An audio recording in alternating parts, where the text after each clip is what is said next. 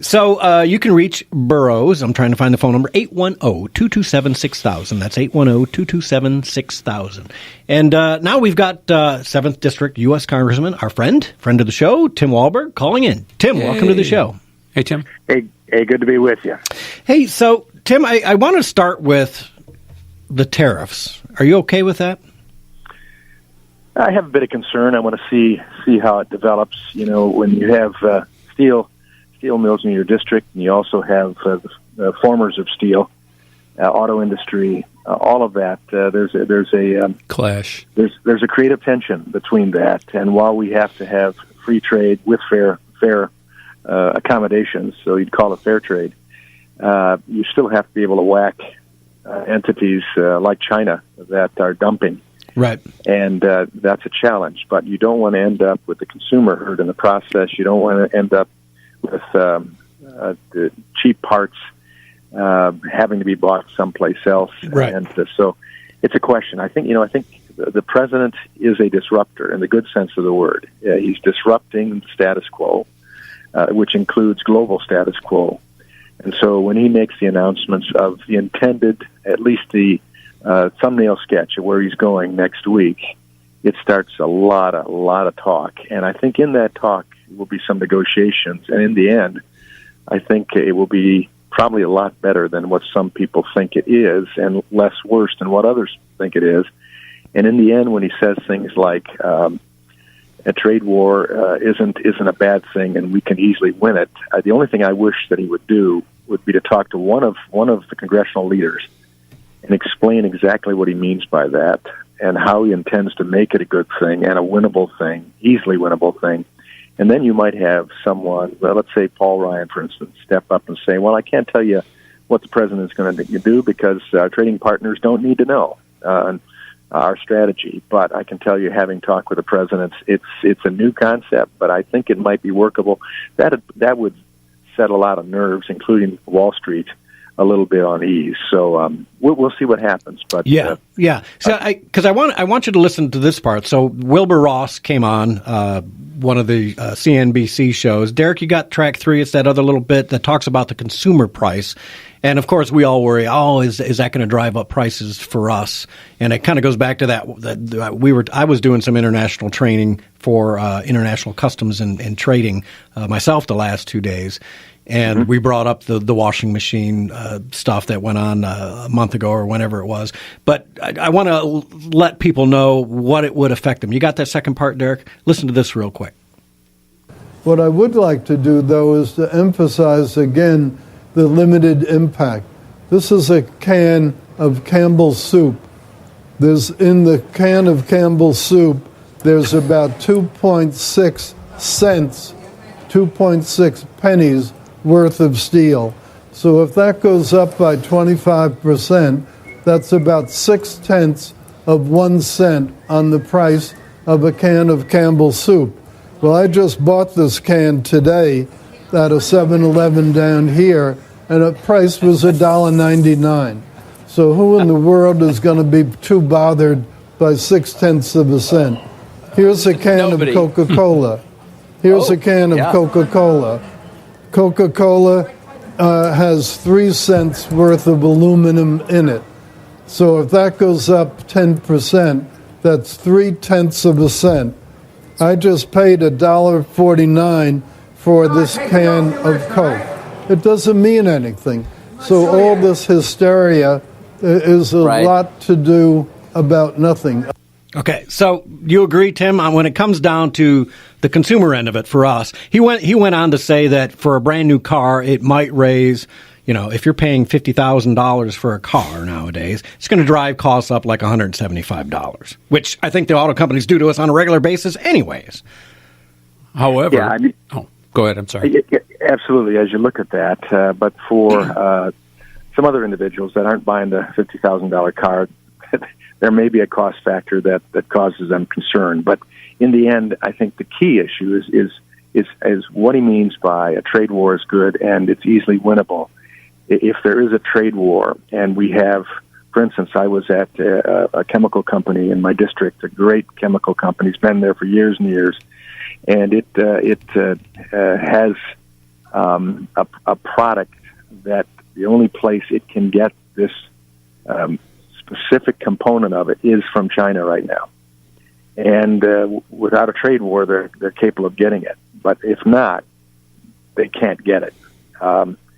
And that was their concern. What does it do to us? It takes us out of the market for this particular area of the economy and production, and somebody else from some other country is going to take this, who has been our competitor, but we've been able to beat them out at this point by the way we do it, our processes, the tools that we have, the machines we built, etc. That's a concern. So Wilbur Ross may indeed be right about the impact on a can of soup or even on a car. But the other way of us exporting and getting the necessary components that aren't produced here but are also put in our product, will that be a problem? And we'll just have to see. Yeah. Wow. So that component was based on intellectual property that only China has access to. Well, that's a real twist of events. No, it's not. No, it's not intellectual property. It's actual component. It's an actual. I don't want to give it away.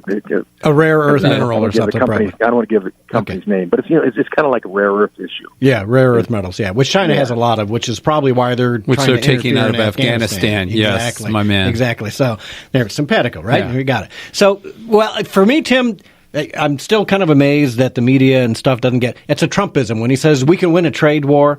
It's the art of the deal. You go in with the big and the bluster, and you come out so crazy big that people go, "Whoa, you're blowing my hair back." And then then the next day when you talk reasonable, people go, "Wow, that's great, boy. Okay, now I can work at it." And I think that's what Trump does all the time. I just don't understand why people always go, "Oh my God, he's absolutely crazy." Such as age of buying a gun, a rifle. Yeah, it's just it's a Trumpism, and that's the way I look at it. I don't worry about it. I do think that we used to have viable steel mills in this country, and we've slowly been losing them due to China and other countries that are kind of dumping on us, right? And I think you agree with that, don't you, Tim? Oh, absolutely, and that's the concern with our steel mills in Jackson and in Monroe County, for instance. They have made some significant upgrades in recent years, but when this 232 problem and the dumping issue came on, it put them at serious jeopardy. So they're pleased with what the president is saying now.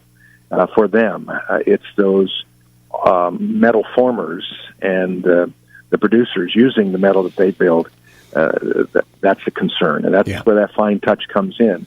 And we want to see our steel mills. I was a steel worker. I worked at U.S. Steel South Works on the south side of Chicago out of high school, helping to pay for my college education. And it is no longer there. It's a flat piece of ground, cinders, a large piece of ground. It was a huge plant, but it is no longer there on the banks of Lake Michigan. Like McLeod's. Yeah. I'm from downriver. That's where I grew up, and we had McLeod Steel Mill, and just it was a big part of our industry down there. I went downriver not too many months ago, and downriver has never recovered. I mean, I go back now, and it's like blown out. There's just empty shops, empty everything.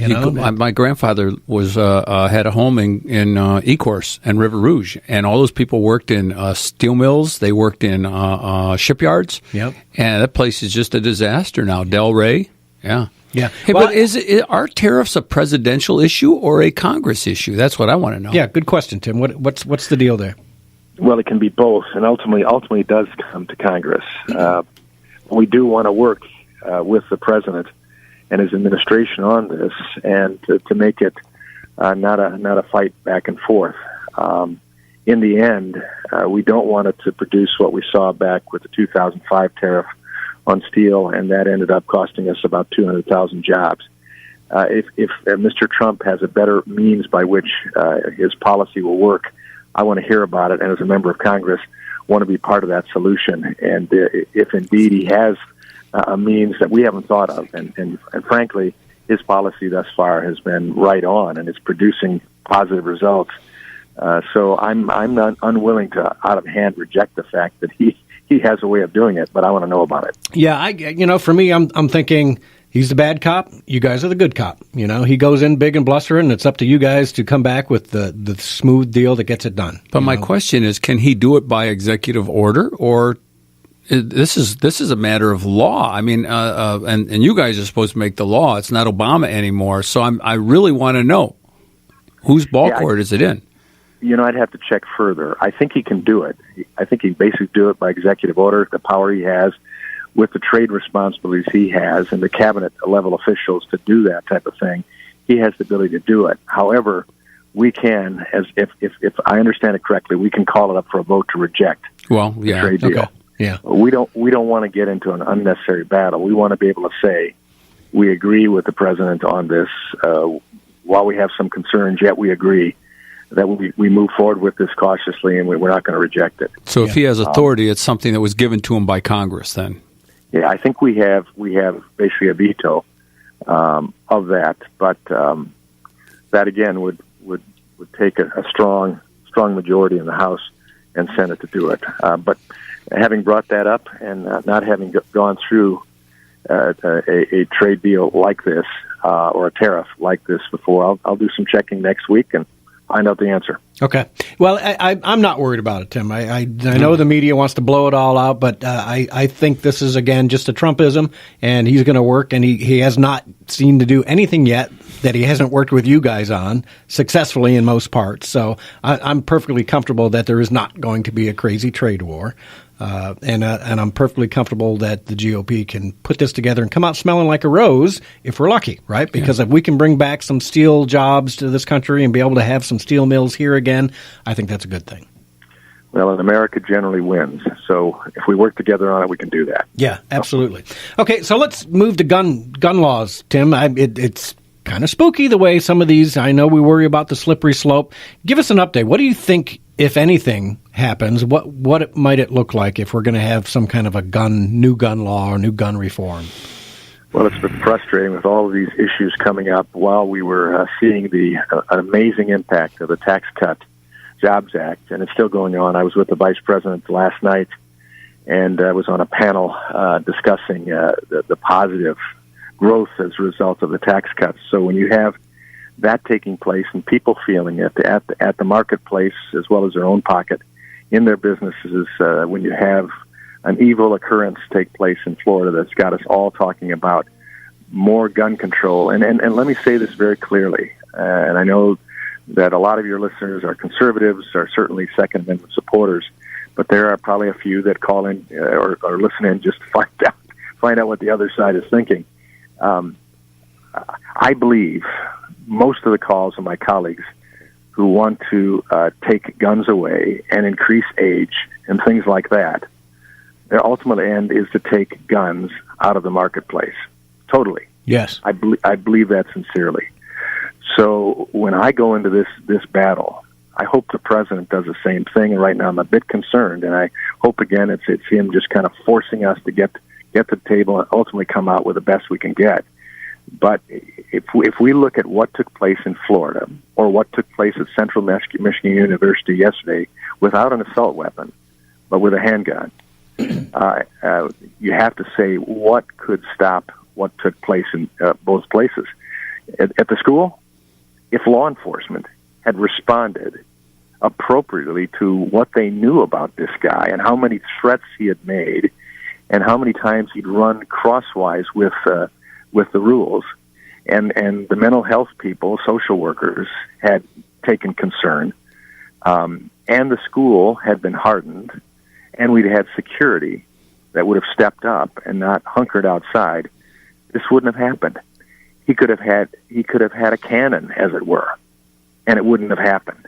He wouldn't have gotten in. He wouldn't have got the cannon. He wouldn't have been in the place to do this. Yeah, Tim, So, you're on Steve Gruber every week, and Steve, I'm loving him more and more all the time.